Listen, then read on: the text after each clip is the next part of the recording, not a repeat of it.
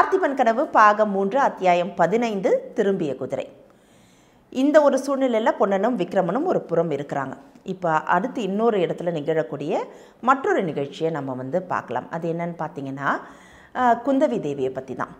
இப்போது குந்தவி தேவி இருக்கிறா இல்லையா, அவள் ரொம்பவே ஆசையாக அப்பா கிட்ட வளர்ந்த ஒரு பொண்ணு அப்படிங்கிறத நம்ம எல்லாருமே பார்த்தோம்.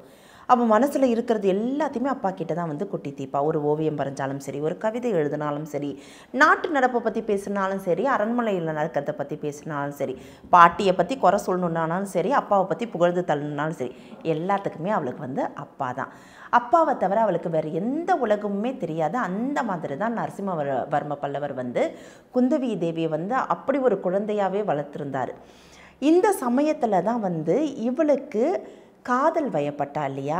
காதல் வயப்பட்டோன்னே அந்த இளவரசர் விக்ரமன் அப்படிங்கிறது தெரிஞ்சதுக்கப்புறம், குறிப்பாக எதிரி நாட்டு மன்னனுடைய மகன் அப்படிங்கிறது தெரிஞ்சதுக்கப்புறம் அப்பாவுக்கு விருப்பம் இல்லைங்கிறதும், அதாவது விருப்பம் இருக்கா இல்லையாங்கிறதெல்லாம் தாண்டி அப்பாவோட ஆட்சி கீழே இருக்க மாட்டேன்னு சொல்லிட்டான் இல்லையா. அந்த கோவம் சற்றே இருந்தது. ஆனால் அது விக்ரமனை நாடு கடத்தினதுக்கப்புறம் முழுமையாகவே போயிடுச்சு. அந்த நினைவுகளில் இருந்தும் அவளால் விலகவே முடியல. கிட்டத்தட்ட 3 வருடங்கள் ஆகியிருக்கும். இருந்தாலும் அந்த முகம் இன்னும் அவளுடைய நினைவிலேயே இருக்கு. அதை விட்டு அவளால் விலகி வர முடியல. இப்படிப்பட்ட ஒரு சூழ்நிலையில் இருக்கும்போது இதை எப்படி அப்பா கிட்ட போய் அவள் சொல்லுவா? அவருடைய எதிரி நாட்டு மன்னனுடைய மகன் ஏற்கனவே விக்ரமனுக்காக பறிஞ்சு பேசி அவனை நாடு கடத்தக்கூடாது, அவனை மன்னிக்கணும், எல்லாமே சொல்லியிருக்கா. அப்படிங்கும்போது அவன் மேலே ஒரு காதல் வயப்பட்டிருக்காங்கிறது அப்பா கிட்டேயே போய் எப்படி சொல்ல முடியும்? இப்போ தான் இவளுக்கு தோண ஆரம்பிக்குது, சே அம்மா இல்லையே, அம்மா இருந்திருந்தா எல்லாத்தையுமே சொல்லியிருக்கலாமே அப்படின்னு இவன் நினச்சி வருந்தாத நாளே இல்லை. கடைசியாக ஒரு அம்மா கிடைக்கிற மாதிரி இருந்தா. யாருன்னு பார்த்தீங்கன்னா அருள்மொழி தேவி. சந்தித்த நாளே ஸ்தல யாத்திரை போயிட்டாங்க. அந்த சந்தித்த நாள் அன்னைக்கு நிறைய விஷயங்கள் நடந்தது. சந்தித்து குந்தவி கிட்ட ஆசையாக பேசுறதுக்கு முன்னாடியே அவங்க ஸ்தல யாத்திரை கிளம்பி போயிட்டாங்க. ஏன்னா இருவருடைய மனதிலும் வெவ்வேறு எண்ணங்கள் இருந்தது.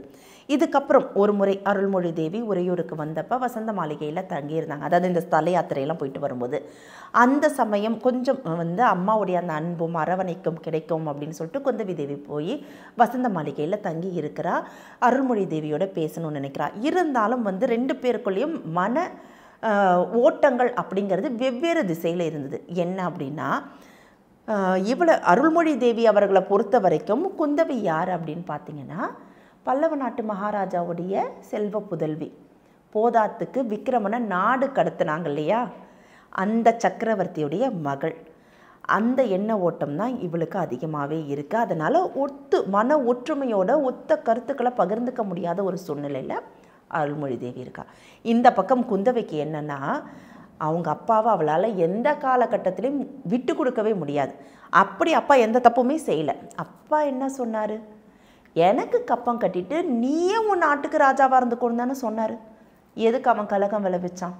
இருந்திருக்கலாம் இல்லையா. அப்பாவை போல ஒரு சிறந்த ஒரு மகாராஜாவுடைய வெண்கொற்ற கொடை கீழே இவனுக்கு இருக்கிறதுல என்ன கஷ்டம்?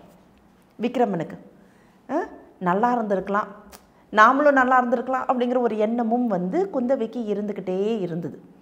ஏன்னா அவள் அப்பாவை எப்படி யோசிக்கிறான்னா, அந்த புராண காலங்களில் இருந்த சந்திர சூரிய வம்சங்களை சேர்ந்த மன்னர்கள் இருந்தாங்க இல்லையா, அதுக்கு கொஞ்சம் கூட குறைவில்லாதவர், அதற்கு நிகரானவர் தன்னுடைய தந்தை. ஒழுக்கத்திலும் சரி, வீரத்திலும் சரி, மக்களை பார்த்துக்கிறதுலையும் சரி, அறத்திலும் சரி, அப்படி இருக்கக்கூடிய ஒருத்தர்கிட்ட கப்பம் கட்டிட்டு இவனுக்கு ஏன் இளவரசராக இருக்க முடியாது? இந்த எண்ண ஓட்டம் ரெண்டுத்தையும் சேர்த்து பார்த்தீங்கன்னா பார்த்துக்கோங்க, ரெண்டும் எதிர்மறையான எண்ண ஓட்டங்கள். இதனால் ஒரு ஒத்த கருத்தோடையோ இல்லை ஒரு ஆசையோடையோ ஒரு அரவணைப்போடையோ 2 பேராலையும் பேச முடியல. இருந்தாலும் அருள்மொழி தேவி ஒரு சில விஷயங்களை குந்தவியோட பகிர்ந்துக்கிறா. அது என்னன்னு பார்த்தீங்கன்னா, முன்னொரு காலத்தில், அதாவது அருள்மொழி தேவிக்கு கல்யாணம் ஆகிறதுக்கு முன்னாடி பார்த்திப மகாராஜா பெண் கேட்டு வந்ததுக்கு ஒத்துக்கிட்டதாகவும், அந்த சமயத்தில் மகேந்திர வர்மர் தன்னுடைய மகனான, அதாவது குந்தவியோட அப்பா இருக்கிறாங்க இல்லையா, நரசிம்மவர்மருக்கு அதே அருள்மொழி தேவியை கேட்டதாகவும், இவங்க மறுத்துட்டு பார்த்திப மகாராஜாவை கல்யாணம் பண்ணதாகவும் இருந்த அந்த விஷயங்களை குந்தவியோட பகிர்ந்துக்கிறாங்க. குந்தவிக்கு அவ்வளோ ஆச்சரியமாக இருக்குது. ஏன்னா அவளுக்கு இதெல்லாம் அறிந்திராத ஒரு விஷயங்கள், தகவல். அந்த சமயத்தில் இதையும் சொல்கிறான். அந்த காலகட்டத்தில் இந்த சண்டைகள் பிரச்சனைகள் இந்த போர்லாம் இல்லாமல் இருக்கணுங்கிறதுக்காக ஒரு முறை வந்து பார்த்திப மகாராஜாவும் அருள்மொழி தேவியுமே பேசியிருப்பாங்க. குந்தவைக்கு வந்து விக்ரமனை மனம் முடிச்சிட்டோம் அப்படின்னா எந்த சண்டையும் சச்சரவுகளும் இருந்திருக்காதே, இருக்க போகிறதும் கிடையாது அப்படிங்கிற பேசின அந்த விஷயங்களையும் குந்தவை கிட்ட சொல்லும்போது அப்படி அவளுக்கு வந்து கிட்டத்தட்ட பறக்கிற மாதிரி இருந்தது. கால்கள் தரையிலே நிற்கல. ஓ அப்பயே இப்படி பேசியிருக்காங்க அப்படிங்கிற மாதிரி சந்தோஷமாக இருந்தது. ஆனாலும் அந்த சந்தோஷம் கொஞ்சம் கூட நிலைக்கல. ஆனால் இப்போ அதற்கெல்லாம் வாய்ப்பே இல்லாமல் போயிடுச்சு. தன்னுடைய மகனை நாடு கடத்திட்டாங்க. இதெல்லாம் நடக்க போகிறதில்ல. விக்ரமன் இல்லாமல் உனக்கு வந்து ஒரு நல்ல மகாராஜா வந்து உனக்கு நல்ல கணவனாக வாய்ப்பான் அப்படின்னு ஆசீர்வாதம் பண்ணுறாங்க. பண்ணும்போது அடுத்ததையும் சொல்கிறா, எனக்கு வந்து இந்த உலக வாழ்க்கையில் நாட்டமே இல்லை, நான் துறவு பூண்ட போகிறேன், இப்படியே வந்து ஸ்தலமாக நான் வந்து சுத்த போகிறேன் அப்படிங்கிறதையும் வந்து சொல்கிறாங்க. அப்போ வந்து ஒரு வார்த்தைக்காக குந்தவி வந்து கேட்குறா, ஒருவேளை இந்த பிரச்சனைகள்லாம் நடந்திருக்காதில்ல. நான் வந்து ஒரு மாதிரி சாந்தமாக தான் அவள் கேட்குறா. இல்லைம்மா இந்த பிரச்சனையெல்லாம் நடந்திருக்காதே, ஏன் வந்து இளவரசர் வந்து மகாராஜா கீழே இருக்க மாட்டேன்னு சொல்லிட்டாரு அப்படின்னோடனே இப்போ வந்து ஒரு அருவருப்பான ஒரு பார்வையோட அருள்மொழி தேவி சொல்கிறா, இதற்கு அவன் எங்கேயோ இறந்துட்டாங்கிற செய்தியே எனக்கு பரவாயில்லன்னொன்னே குந்தவிக்கு என்ன சொல்கிறது அப்படிங்கிறதே தெரியல.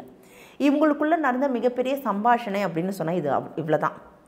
இந்த ஒரு நினைவுகள் மட்டும்தான் குந்தவி தேவிக்கிட்டே இருந்தது. ஒரு அம்மாங்கிற ஒரு அரவணைப்புக்காக அவள் ஏங்கி தவிச்சா அது அருள்மொழி தேவிக்கிட்டேருந்து கிடைக்கும்னு நினச்சா கடைசியாக வந்து அதுவும் கிடைக்கல. அவங்களும் ஸ்தல யாத்திரை போயிட்டாங்க. இப்போ இன்னும் அவளுக்கு மிகப்பெரிய ஒரு துக்கமாக இருக்கக்கூடிய ஒரு விஷயம் அன்று நடந்த நிகழ்வு. அதாவது தை அமாவாசை அன்று சமுத்திரராஜன் வந்து விழுங்கிட்டான் அருள்மொழி தேவியா அப்படிங்கிறது வந்து இவளுக்கு இன்னும் வந்து பயங்கர ஒரு மாதிரி மனசஞ்சலம் தரக்கூடிய ஒரு விஷயமா இருந்தது. போதாத்துக்கு ஒரு சிவனடியார் தான் அவனை கூப்பிட்டு போனான் அப்படிங்கிறதும் வந்து அவனுடைய சஞ்சலத்தை மிகப்பெரிய அளவில் அதிகமாக்கி இருந்தது. இந்த சமயத்தில் தான் இவ யோசிக்கிறா, அன்றைக்கு அதாவது அருள்மொழி தேவியோடு பேசிகிட்டு இருக்கும்போது சிவனடியார் அன்றைக்கு வராரு.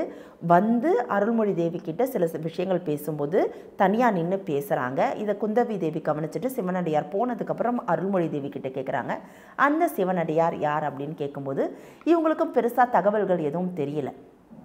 இவங்களுக்கு தெரிஞ்சதெல்லாம் ஒன்று தான். அந்த சிவனடியார் யார் அப்படின்னா பார்த்திப மகாராஜாவுடைய உயிர் வீரமாக அந்த உயிர் பிரியும் போது உடன் இருந்தவர். சிவனடியார்கிட்ட சில கோரிக்கைகளை தன்னுடைய கணவர் வைத்து விட்டு போயிருக்கிறார்ன்ற தகவலை தவிர அந்த சிவனடியார் யார் எவர் அப்படிங்கிற எந்த ஒரு விஷயமும் அருள்மொழி தேவிக்கும் தெரியல. அதை அவங்களால சொல்லவும் முடியலை. இப்போ வந்து யோசிக்கிறான், அவன் சிவனடியாராக, அவன் கலகம் வந்த சிவன் வந்து எல்லாருக்கும் நல்லது செய்ய வந்தார்னா இவன் வந்து குலத்தை நாசம் பண்ண வந்திருக்கிறக்கூடிய போலி வேடதாரி, இவனை போய் இப்படி நம்புகிறாங்களே அப்படிங்கிற ஒரு எண்ணம் இவன் மனதில் ஆழமாக இருக்கும்போது தூக்கிட்டு யாரோ ஒருத்தன் வந்து ஜடாமுடிக்காரன் தானே தூக்கிட்டு போனாங்கிறது தானே எல்லாருக்கும் தெரியும். அப்போ இவன் என்ன யோசிக்கிறா, ஏதோ தப்பான ஒரு எண்ணத்தோடு தான் அருள்மொழி தேவி கூடயே இந்த சிவனடியார் இருந்திருக்கிறாரு. இந்த சிவனடியார் தான் வந்து அருள்மொழி தேவியை தூக்கிட்டு போயிருக்கிறாரு, எங்கே வச்சிருக்கிறாருங்கிறது தெரியலை அப்படிங்கிறது குந்தவியோடைய ஒரு மனக்கலக்கம். இதற்காகவே வந்து குந்தவி தேவி என்ன பண்ணுறா, அந்த சிவனடியாரை கண்டுபிடிக்கணும்னு நினைக்கிறான். இந்த சமயத்தில் தான் வந்து இலங்கைக்கு போர் புரிய போயிருந்தான் இல்லையா மகேந்திரன், அதாவது குந்தவியோடைய அண்ணன், அவனும் மறுபடியும் திரும்பி வரான். திரும்பி வரும்போது இங்கே நம்மளுடைய ராஜா இருக்கிறார் இல்லையா நரசிம்மவர்ம பல்லவர் சாம்ராஜ்யத்தை வந்து அந்த பொறுப்புகளை மகேந்திரன் கிட்ட ஒப்படைச்சிட்டு இவர் வந்து மக்களோட மக்களாக சேர்ந்து என்னென்ன தகவல்கள் திரட்ட முடியும், என்னென்ன விஷயங்கள் செய்யணும், மக்கள் என்ன நினைக்கிறாங்க, என்னென்ன பிரச்சனைகள் நாட்டில் இருக்குன்ட்டு அவர் போயிட்டார். அவர் அப்பப்போ போகிறது வர்றது இந்த மாதிரியே இருந்துட்டு இருந்தார். ஆனால் வந்து கட்டாயமாக மறுபடியும் அரண்மனைக்கு வந்து குழந்தைகளை சந்திச்சுட்டு போகிறது அப்படிங்கிற மாதிரியான விஷயங்கள் அங்கே நடந்துக்கிட்டு இருந்தது. இந்த சமயத்தில் தான் மகேந்திரனை, அதாவது இளவரசர் மகேந்திரனை வந்து வற்புறுத்தி குந்தவி என்ன செய்கிறா, மாரப்ப பூபதிக்கு சேனாதிபதி அப்படிங்கிற ஒரு பொறுப்பை வாங்கி கொடுத்துட்றான். இதற்கான காரணங்கள் 2 இருந்தது. ஒன்று, சிவனடியாரை அவள் கண்டுபிடிக்கணும். யார், மாரப்ப பூபதி கண்டுபிடிச்சி கொண்டு வந்து குந்தவி கையில் ஒப்படைக்கணும். ஏன்னா இந்த அவனுடைய அந்த சிவனடியாருடைய அந்த பேச்சை கேட்டு தான் விக்ரமனும் இந்த மாதிரியான கலகத்தில் ஈடுபட்டு இன்றைக்கு வந்து நாடு கடத்தப்பட்டிருக்கான். போதாத்திக்கு அந்த சிவனடியாரை அருள்மொழி தேவி முழுமையாக நம்புறதுனால அவனுடைய தவறான முகம் என்னங்கிறது தெரியல, அதை வெளிப்படுத்தணுங்கிறது. இன்னொன்று, சிவனடியார் மூலமாக சிவனடியாரை கண்டுபிடிக்கிறதன் மூலமாக மாரப்ப பூபதி யாரை இப்போ கண்டுபிடிச்சி தரப்போகிறான்னா அருள்மொழி தேவியை.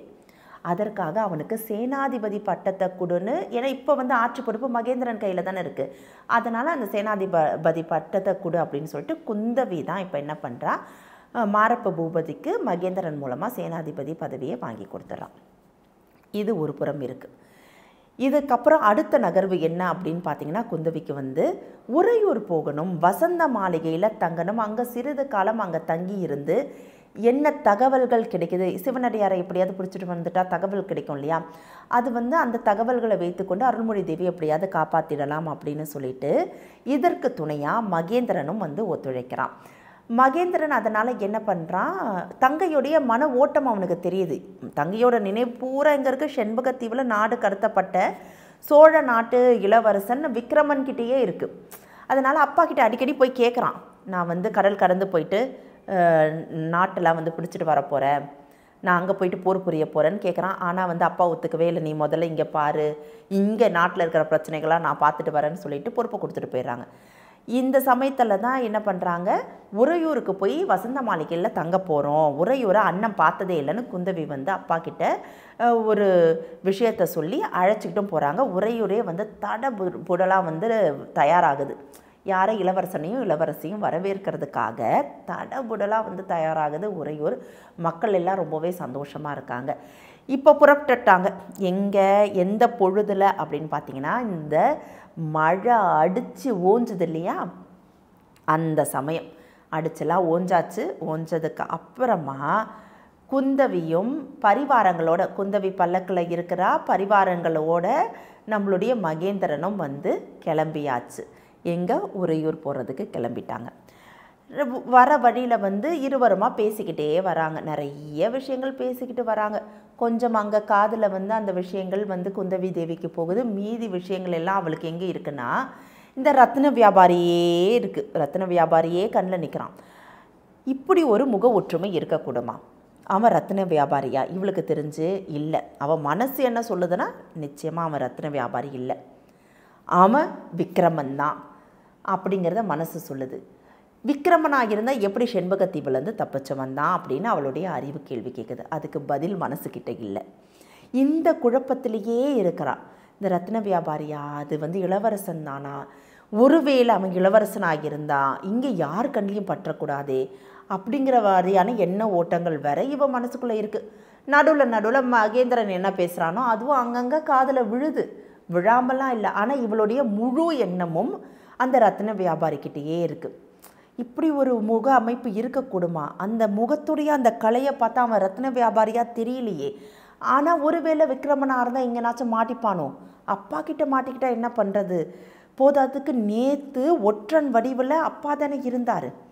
அவன்கிட்ட குதிரையை கொடுத்துட்டு அது கூட கையில் வந்து ரத்தனங்கள்லாம் காமிச்சாரே, அவன் தன்னுடைய அன்பை பரிசளிக்கிறதா ரத்தனம்லாம் கொடுத்து விட்டதா காமிச்சாரே.